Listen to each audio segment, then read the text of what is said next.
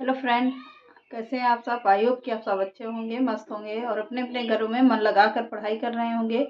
आज हम लोग कुछ प्रैक्टिस सेट हल करेंगे हिंदी का। अब जितने दिन पेपर नहीं होता है टीजीटी का, एकलव्य का, उतने दिन हम लोग क्या करते हैं, प्रैक्टिस सेट हल कर लेते हैं। प्रैक्टिस सेट हल करने से आप लोगों का काफ़ी बेनिफिट रहेगा। 10-15 नंबर हमारी वीडियो देखने से अच्छा है कि आप लोग क्या इसी में प्रैक्टिस भी करते रहो। तो चलिए आज की वीडियो को कंटिन्यू करते हैं और आप लोगों को प्रैक्टिस सेट हल करवाते हैं। तो चलिए आप लोग पूरा वॉच करिएगा। एक से एक नए नए प्रश्न रखे हुए हैं, बहुत ही इम्पोर्टेंट प्रश्न हैं। तो चलिए आज प्रैक्टिस सेट हल करते हैं, आगे मिलते हैं। चलिए देखते हैं, नए नए प्रश्न हैं बिल्कुल। आज शुरुआत करते हैं बिल्कुल नई कविता से। तो एक प्रश्न इम्पोर्टेंट है, तो चलिए देखते हैं। आप लोगों को साथ साथ में इसके ऑप्शन भी देखने को मिलेंगे इसमें। तो चलिए देखते हैं। वेरी इंपॉर्टेंट बुक है ये, इसी को पढ़कर हमने अपना टीजीटी का 1 नंबर से मेरा रुका था केवल।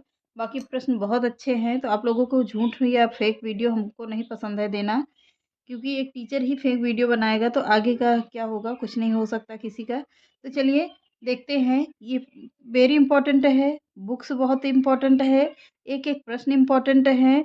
वो हमारा लक नहीं था कि 1 नंबर क्या है, कुछ नहीं था।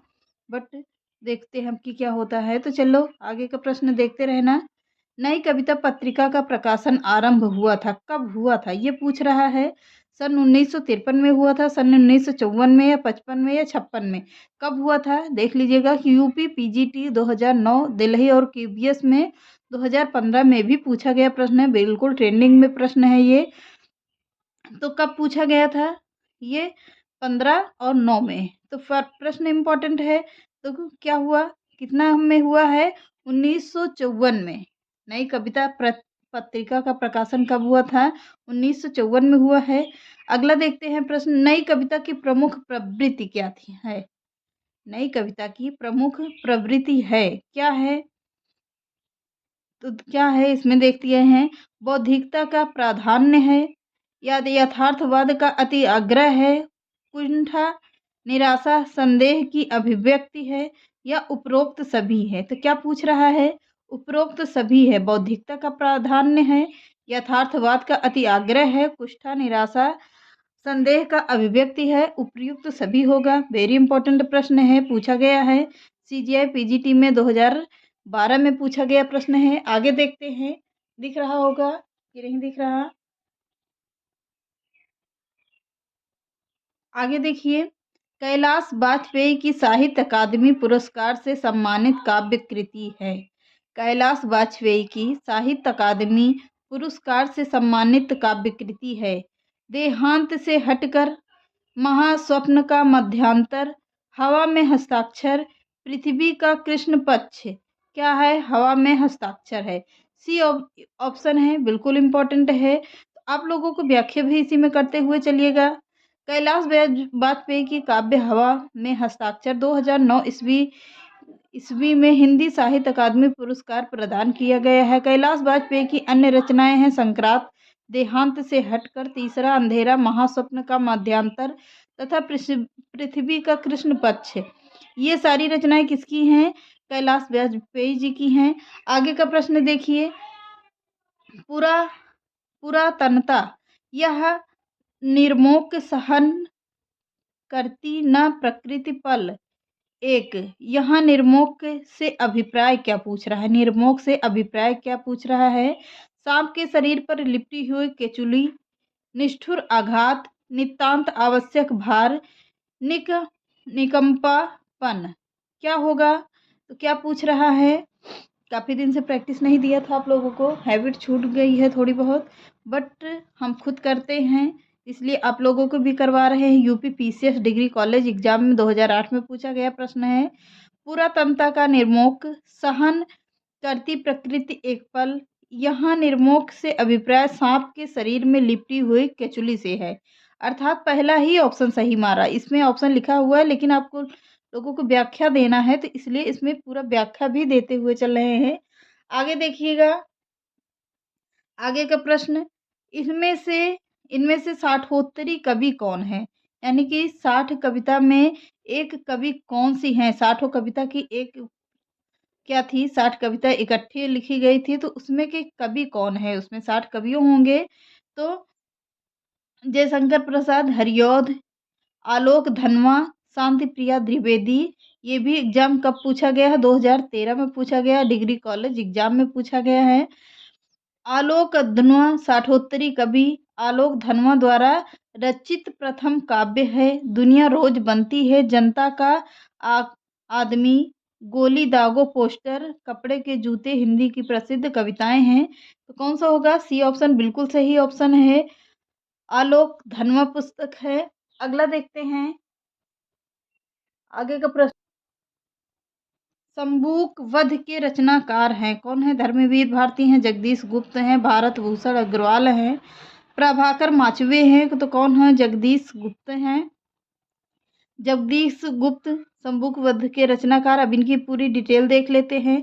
शंबुक वध के रचनाकार जगदीश गुप्त हैं। जगदीश गुप्त द्वारा रचित काव्य संग्रह है नाव के पांव, शब्द, दंश, हिमबंध, युग्म, छंद सती, आदिम, एकांत। पूरी रचनाएं वेरी इंपॉर्टेंट है। किसकी है? शंबुक वध की। तो वेरी इंपॉर्टेंट है रचना, इसको पूरा देख लीजिएगा। किसकी है? जगदीश गुप्त जी की है। अगला देखते हैं, नवगीत दशक के संपादक हैं कौन है? राम दशरथ मिश्र हैं, शंभुनाथ सिंह हैं, उमाकांत मालवीय है, सोम ठाकुर हैं। तो अगले देखते हैं इनके बारे में पूरा डिटेल। नवगीत दशक के संपादक शंभुनाथ सिंह हैं। शंभुनाथ द्वारा रचित गीत संग्रह है रूप रश्मि, माता, भूमि, छायालोक, उदयाचल, दिवालोक, जहां दर्द नीला है, वक्त की मीनार पर। ये सभी रचनाएं किसकी हैं? यह रचनाएं सभी किसकी होंगी? तो शंभुनाथ सिंह की रचनाएं हैं। सातों रचनाएं बिल्कुल ध्यान से देख लीजिएगा। ये सातों रचनाएं पूछी जा सकती हैं, तो इसको हाइलाइटर कर दे रहे हैं, आप लोग देख लीजिएगा फटाफट से या स्क्रीनशॉट ले लीजिए।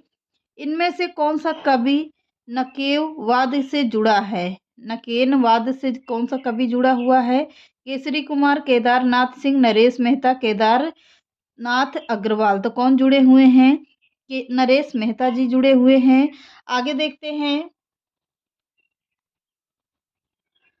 अब इनके बारे में थोड़ा सा देख लेते हैं, इनकी रचनाएं कौन कौन सी हैं। नवीन विलोचन शर्मा केसरी कुमार और नरेश के प्रथम अक्षरों पर आधार मानकर नकेन बनता है। प्रबंधवाद व प्रवर्तन नलिन विलोचन शर्मा ने 1956 में प्रकाशित नकेन के प्रबंध संकलन से किया है।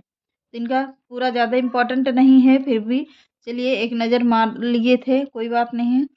राम दशरथ मिश्र को उनकी हिंदी किस कृति पर 2015 के लिए हिंदी साहित्य अकादमी पुरस्कार दिया गया है? कितने बजे दिया गया है? आग की हंसी, बबूल का कैप्टस, बिना दरवाजे का मकान। तो कौन सा है? आग की हंसी है। वेरी इंपॉर्टेंट रचना है। तो अगली इनकी पूरी रचनाएं देख लेते हैं। दशरथ राम दशरथ मिश्र की है। 2015 में हिंदी साहित्य अकादमी भी इनको मिला है। इसे राम दशरथ मिश्र को पुरस्कार दिया गया है। इनके द्वारा कितनी रचनाएं हैं? बबूल और कैक्टस, बिना दरवाजे का मकान, बिना दरवाजे का मकान, पानी का प्राचीर, जल टूटता हुआ, रात का सफर, 20 बरस, आकाश की छत, सूखता हुआ तालाब, दूसरा घर आदि। इनकी कितनी रचनाएं वेरी इंपॉर्टेंट है, तो आप लोग इसको स्क्रीनशॉट मारिए, आगे बढ़िए। संशय की एक रात, संशय की एक रात किसके संशय पर आधारित रचना है? राम पर, कृष्ण पर, शंकर पर, विष्णु पर। तो किस पर आधारित है? संशय की एक रात राम पर आधारित है। संशय की एक रात 1962 ईस्वी की रचना कर नरेश मेहता। इसमें युद्ध को लेकर राम के मन में जो उत्पन्न हुए संशय का वर्णन है। बाद में निष्कर्ष पहुंचते ही युद्ध सीता के लिए नहीं बल्कि प्रजा के लिए होगा। तो वही याद कर रहा है, जब राम भगवान लंका गए थे तो वहां पर जब रात में सोच रहे थे कि युद्ध का निर्णय क्या होगा क्या नहीं होगा, उसी बात को यहाँ पर निर्धारित किया गया है। संशय की एक रात कविता में। तो चलिए आगे देखते हैं, यूजीसी नेट का पूछा गया प्रश्न है। जगदीश गुप्त को 1997 में किस सम्मान से विभूषित किया गया है? जगदीश गुप्त को किस सम्मान से विभूषित किया गया है? भारत भारती सम्मान से, ज्ञानपीठ सम्मान से, या सरस्वती सम्मान से, या व्यास सम्मान से? यूपी पीजीटी 2004 का पूछा गया प्रश्न है ये। तो चलो देखते हैं।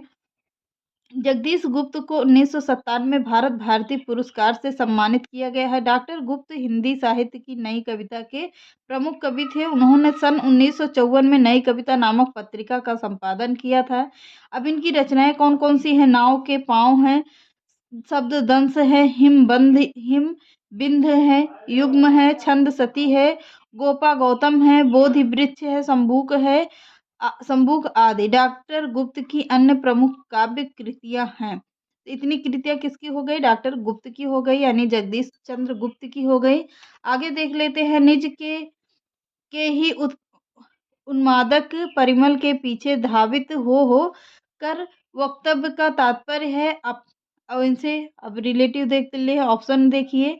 अपने से बेगाना हो जाना, मादक पदार्थ सेवन से प्रदंत हो जाना, पगलाए फिरते रहना, अपनी ही अंतः शक्ति को न समझ पाने में व्यर्थ भटकना। तो यही ऑप्शन बिल्कुल राइट ऑप्शन होगा। आगे देखते हैं, इसमें ऑप्शन कोई महत्वपूर्ण नहीं है। लुकमान अली किसकी काव्य रचना है? मणि मधुकर की है, लीलाधर जगूड़ी की है, सौमित्र मोहन की है, मंगलेश डबराल की है। तो किसकी होगी? सौमित्र मोहन जी की बुक है ये। तो काव्य रचना है। आगे देखते हैं, इनकी पूरी और रचनाएं देख लीजिए। लुकमान अली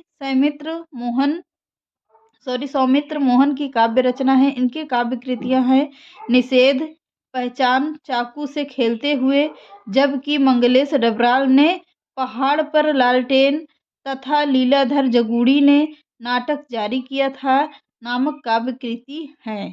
इतनी काव्य कृति किसकी हो गई? लुकमान अली जी की हैं। आगे देखते हैं, निम्नलिखित में से एक कथन असत्य है। प्रयोगवाद के जन्मदाता तार सप्तक के प्रकाशन के साथ माना जाता है। प्रयोगवाद में प्रयोग को इष्ट नहीं साधन माना गया है। प्रयोगवादी कविता हंसोन्मुख मध्यवर्गीय समाज के जीवन का चित्र है। नई कविता प्रयोगवाद की विकसित रूप नहीं है।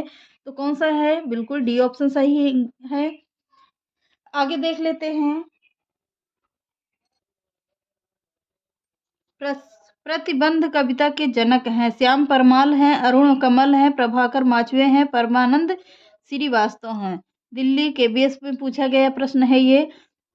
तो कौन माने जाते हैं? डी ऑप्शन बिल्कुल सही है। प्रतिबंध कविता के जनक परमानंद श्रीवास्तव जी हैं। निम्नलिखित लेखकों में व्यंग्यकार कौन है? मोहन राकेश हैं, कन्हैयालाल मिश्र, प्रभाकर हैं, बेढब बनारसी हैं, पांडे बेचन शर्मा, उग्र जी हैं। उग्र बिल्कुल इनका उपनाम याद कर लीजिएगा, उपनाम से बहुत पूछा जाता है। प्रभाकर किसके नाम से हैं? कन्हैयालाल मिश्र प्रभाकर इनका भी उपनाम है। बनारसी पूछा जाता तो बेढब बनारसी हैं, इनका भी उपनाम रखा गया है। बनारसी केवल पूछ लेता है। तो कौन होंगे? बेढब बनारसी हैं। बेढब बनारसी व्यंग्यकार हैं। मोहन राकेश आधुनिकता बोध के नाटककार हैं। पांडे बेचन शर्मा उग्र हिंदी में प्रकृतिवादी शैली के उपन्यासकार हैं। आगे देख लेते हैं, निम्नलिखित में से कौन सी विशेषता नई कविता की नहीं है? क्षणवादिता, बौद्धिकता, अतिशय व्यक्तिकता, मार्क्सवादी दर्शक। तो कौन सी हैं? मार्क्सवादी दर्शक हैं। आगे इनकी भी कोई इंपॉर्टेंट इंफॉर्मेशन नहीं है। आगे देखते हैं। अब अगला देखते हैं 18 प्रश्न। नकेनवाद नामक साहित्यिक आंदोलन के अग्रणी हैं जगदीश गुप्त, नरेश मेहता और अज्ञेय। नलिन विलोचन शर्मा, केसरी कुमार और नरेश मेहता हैं। नलिन विलोचन शर्मा, केसरी कुमार और नागार्जुन हैं। तो कौन होंगे? नरेश मेहता, केसरी कुमार और निर्मल वर्मा है। तो कौन होगा? बी ऑप्शन बिल्कुल सही है। नलिन विलोचन शर्मा, केसरी कुमार और नरेश मेहता जी हैं। बिल्कुल ऑप्शन सही है। आगे का देख लेते हैं। मंगलेश डबराल की रचना है जख्म पर धूल, पहाड़ पर लालटेन, सुनो कारीगर, सुदामा पांडे का प्रजातंत्र। तो कौन सा ऑप्शन बिल्कुल सही है? पहाड़ पर लालटेन। अब अगला देखते हैं मंगलेश डबराल की पहाड़ पर लालटेन। इनकी अन्य प्रकाशन देख लेते हैं, वेरी इंपॉर्टेंट है इनकी। सुदामा पांडे का प्रजातंत्र, कल सुनना मुझे, संसद से सड़क तक, का से कबूतर, सुनो कारीगर, उदय प्रकाश की रचनाएं हैं। तो इतनी रचनाएं इंपॉर्टेंट हो गई। आगे देखते हैं कविता की तीसरी आंख के रचनाकार हैं शेर जंग गर्ग, मृदुला गर्ग, प्रभाकर क्षत्रिय हैं। इनमें से कोई नहीं, तो प्रभाकर क्षेत्रीय हैं। तो अब इनकी एक रचना वेरी इंपॉर्टेंट है, काल यात्री की कविता। इनकी अगली रचना है काल यात्री की कविता, वेरी इंपॉर्टेंट रचना है। तो चलिए आगे देख लेते हैं, सॉरी दिख ही नहीं रहा था। तो आगे है तीसरी कविता की तीसरी आंख के रचनाकार हैं प्रभाकर क्षत्रिय। तो इनकी अगली रचना कौन सी है? कविता की तीसरी आंख इनकी रचना हो गई काल यात्री की कविता। ये भी रचना किसकी है? तो प्रभाकर क्षत्रिय की है। तो चले आज हो गए 20 प्रश्न। आगे मिलते हैं आगे के प्रश्नों के साथ, धीरे धीरे इसका कंटिन्यू करेंगे, इसमें टाइम बढ़ाते रहेंगे। तो चलो आगे का वीडियो बने रहिएगा। मिलते हैं नेक्स्ट वीडियो में। नमस्कार। आई होप कि आप लोगों को प्रश्न सभी अच्छे लगे होंगे। तो चलिए आज का प्रश्न कैसा रहा, अच्छा रहा या कैसा रहा, जो भी होगा आप लोग कमेंट बॉक्स में कमेंट करिएगा। अब इसी तरह के प्रश्न कभी क्या होगा, व्याकरण, हिंदी व्याकरण का प्रश्न हल करेंगे, कभी साहित्य से होगा, तो कभी क्या होगा, संस्कृत का प्रश्न होगा जो यूपी टेट के लिए विशेष महत्वपूर्ण है। तो चलिए मिलते हैं अगली वीडियो में, तब तक के लिए नमस्कार। और आप लोग लगातार प्रैक्टिस करना, लगातार प्रैक्टिस करने से आप लोगों के 10-15 नंबर तो पक्के ही पक्के हैं। उसके आगे अगर बराबर कंटिन्यू प्रैक्टिस सेट हल कर लेते हैं तो आप लोगों को कहीं भी कोई भी प्रश्न छूट कर जाने नहीं पाएगा। तो आप लोग मोटिवेशन के साथ साथ क्लास भी अटेंड करते रहिएगा। टीजीटी पीजीटी से विशेष महत्वपूर्ण प्रश्न होंगे। तो बिल्कुल पेपर आपका नज़दीक आ गया है, क्योंकि टाइम बिल्कुल बचा नहीं है। तो प्रैक्टिस सेट लगातार देंगे, लगातार देने के बाद फिर आप लोगों को बीच कुछ में कुछ वीडियो ऐसी मोटिवेशन की भी मिलती रहेंगी, ताकि आप लोगों के पढ़ने का जज्बा बना रहे लगातार, और आप लोगों को प्रैक्टिस सेट भी हल करने को मिलते रहे। तो चलिए आगे मिलते हैं अगली वीडियो में। नमस्कार।